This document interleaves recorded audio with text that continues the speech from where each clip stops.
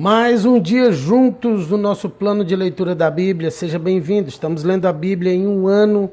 Estamos passando por 2 Crônicas e 1 Timóteo, ok?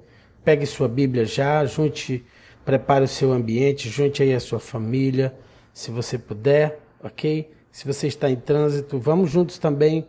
Fique com o seu coração aberto na presença de Deus.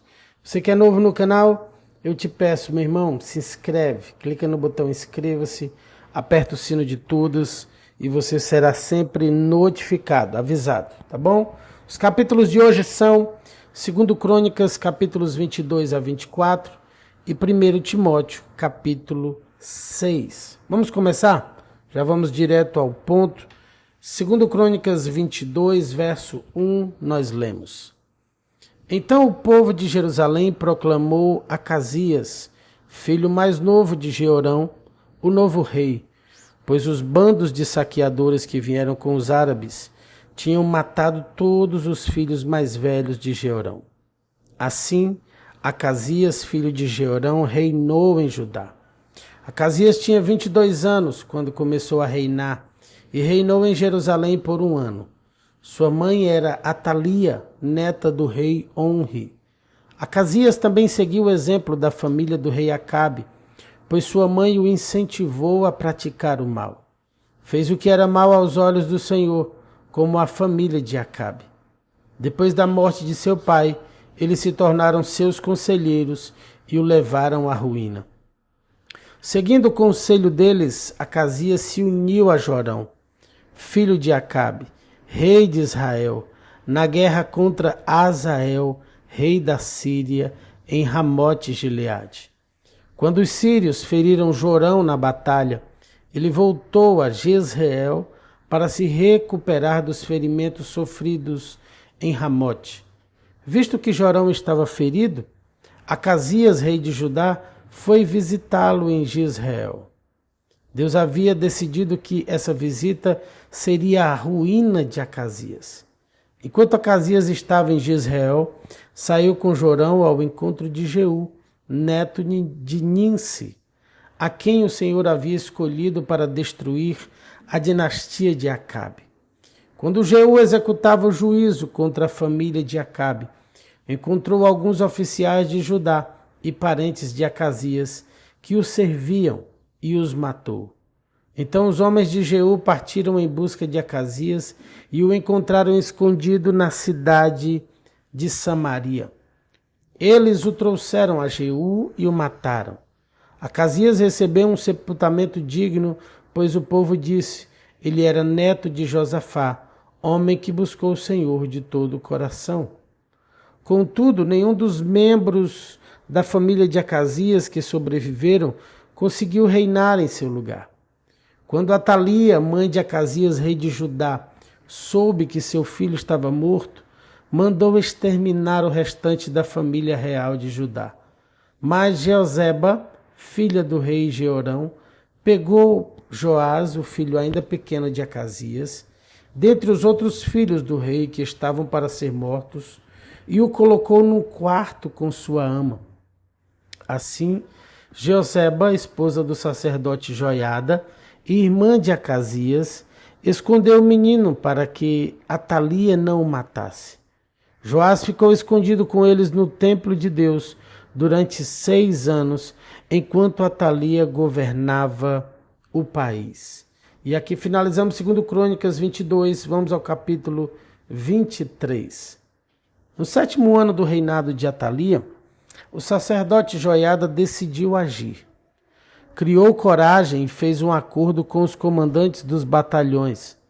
Azarias, filho de Jeroão, Ismael, filho de Joanã, Azarias, filho de Obed, Maacéias, filho de Adaías, Elisafate, filho de Zicre.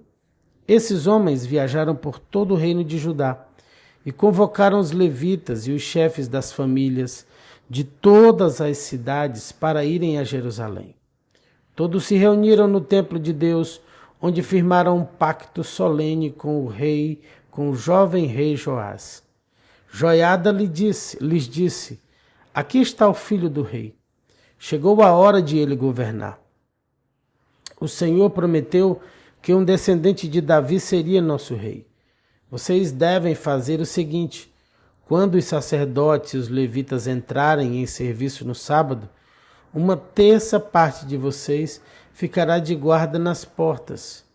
Outra terça parte irá ao palácio real.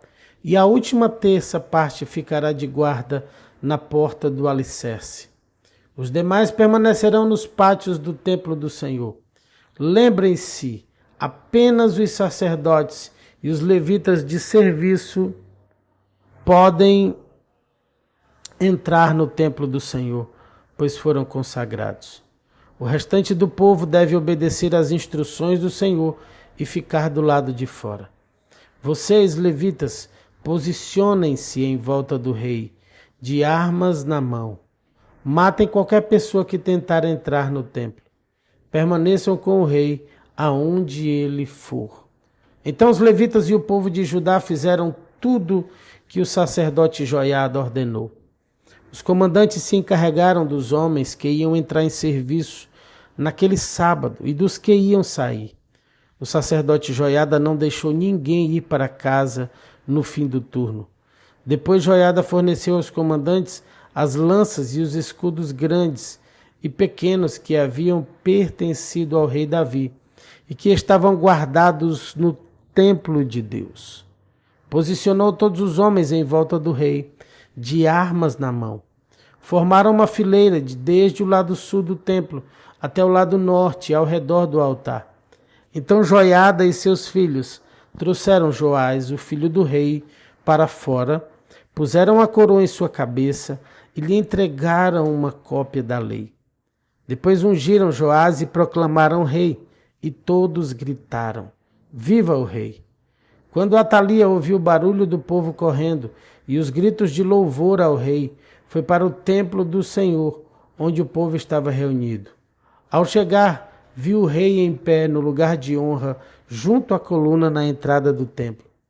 Estava rodeado pelos comandantes e tocadores de trombeta, e gente de toda a terra se alegrava e tocava trombetas. Cantores com instrumentos musicais dirigiam o povo numa grande celebração. Quando Atalia viu tudo isso, rasgou suas roupas e gritou: Traição! Traição! Então o sacerdote Joiada ordenou aos comandantes encarregados das tropas: Levem-na aos soldados que estão na frente do templo e matem qualquer pessoa que a seguir, pois o sacerdote tinha dito: ela não deve ser morta dentro do templo do Senhor.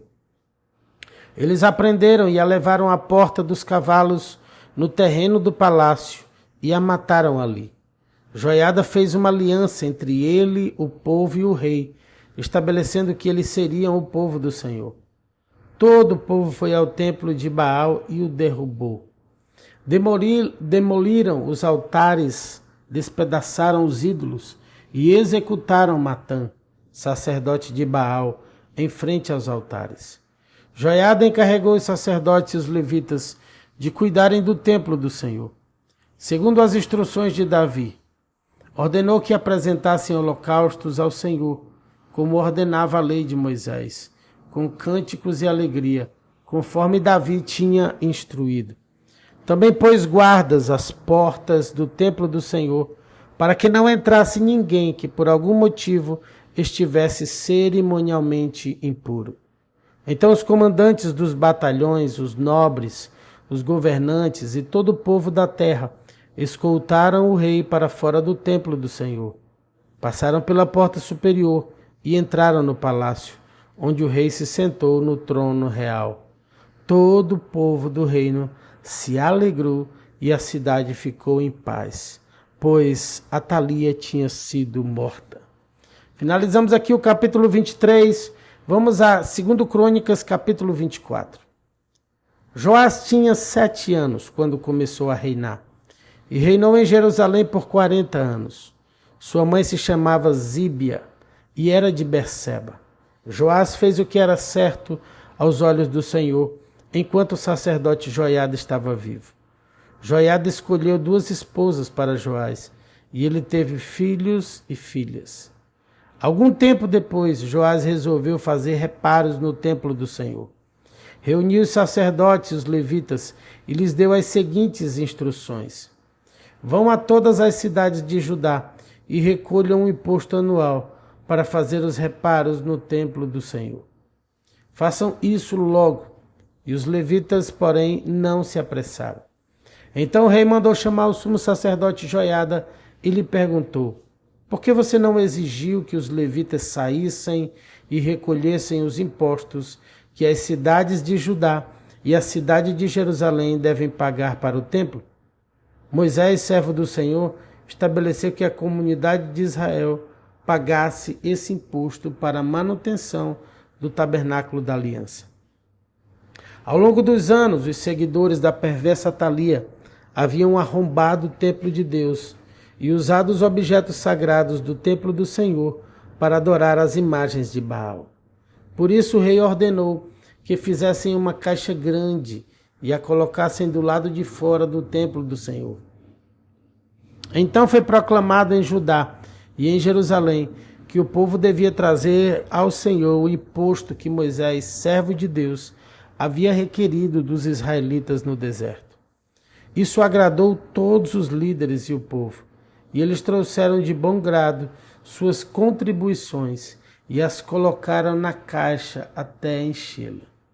Sempre que a caixa ficava cheia, os levitas a levavam aos oficiais do rei. O secretário da corte e um oficial do sumo sacerdote a esvaziavam e a levavam de volta ao templo. Assim faziam diariamente e reuniram muitos recursos. O rei e Joiada entregavam o valor aos supervisores da construção, que contratavam pedreiros, carpinteiros e artífices que trabalhavam com ferro e bronze para reformar o templo do Senhor.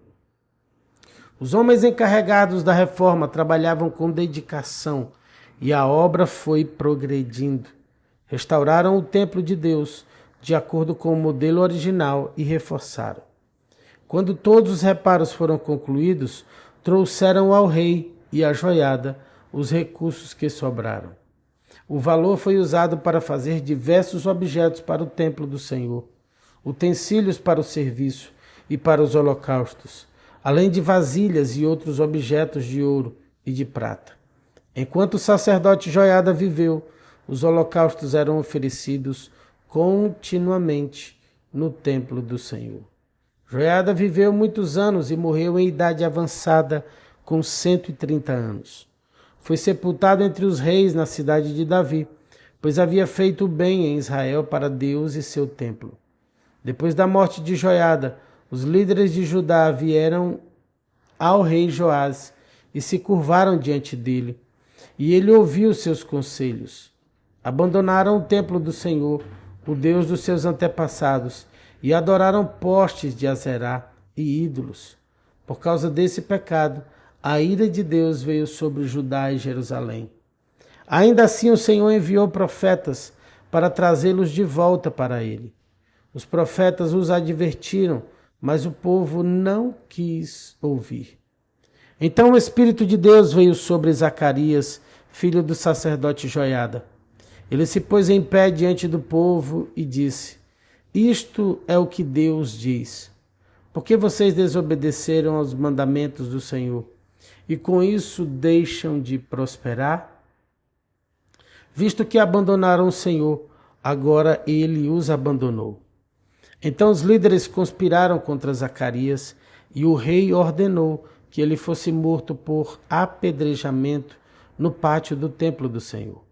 O rei Joás não levou em conta a lealdade que Joiada, pai de Zacarias, lhe havia demonstrado e matou seu filho. As últimas palavras de Zacarias antes de morrer foram: que o Senhor veja o que estão fazendo e vingue a minha morte. Na virada do ano, o exército sírio marchou contra Joás. Invadiram Judá e Jerusalém e mataram todos os líderes do povo. Enviaram para o seu rei em Damasco tudo o que haviam saqueado. Embora os sírios tivessem atacado com apenas um exército pequeno, o Senhor entregou em suas mãos o exército muito maior de Judá. O povo de Judá havia abandonado o Senhor, o Deus de seus antepassados. Por isso o juízo foi executado contra Joás. Os sírios se retiraram e deixaram Joás gravemente ferido. Seus próprios oficiais conspiraram contra ele, porque havia assassinado o filho do sacerdote Joiada, e o mataram em sua cama. Ele foi sepultado na cidade de Davi, mas não no cemitério dos reis. Os assassinos foram Josacá, filho de uma amonita chamada Simeate, e Jeozabade, filho de uma moabita chamada Somer. O relato sobre os filhos de Joás, as muitas profecias a respeito dele e o registro da reforma do templo de Deus estão registrados no comentário sobre o livro dos reis. Seu filho Amazias foi seu sucessor. E aqui finalizamos os capítulos do Antigo Testamento. Vamos a 1 Timóteo, capítulo 6. No Novo Testamento. Os escravos devem ter todo respeito por seus senhores, para não envergonharem o nome de Deus e seus ensinamentos. O fato de o Senhor ser irmão na fé não é desculpa para deixarem de respeitá-lo. Pelo contrário, devem trabalhar ainda mais arduamente, pois seus esforços beneficiam outros irmãos amados. Ensine estas coisas e incentive todos a obedecer-lhes. Talvez alguns nos contradigam, mas estes são os verdadeiros ensinamentos do Senhor Jesus Cristo, que conduzem a uma vida de devoção. Quem ensina algo diferente é arrogante e sem entendimento. Vive com o desejo doentio de discutir o significado das palavras e provoca contendas que resultam em inveja, divisão, difamação e suspeitas malignas. Pessoas assim sempre causam problemas. Têm a mente corrompida e deram as costas à verdade. Para elas, a vida de devoção é apenas uma forma de enriquecer. No entanto, a devoção acompanhada de contentamento é em si mesma grande riqueza.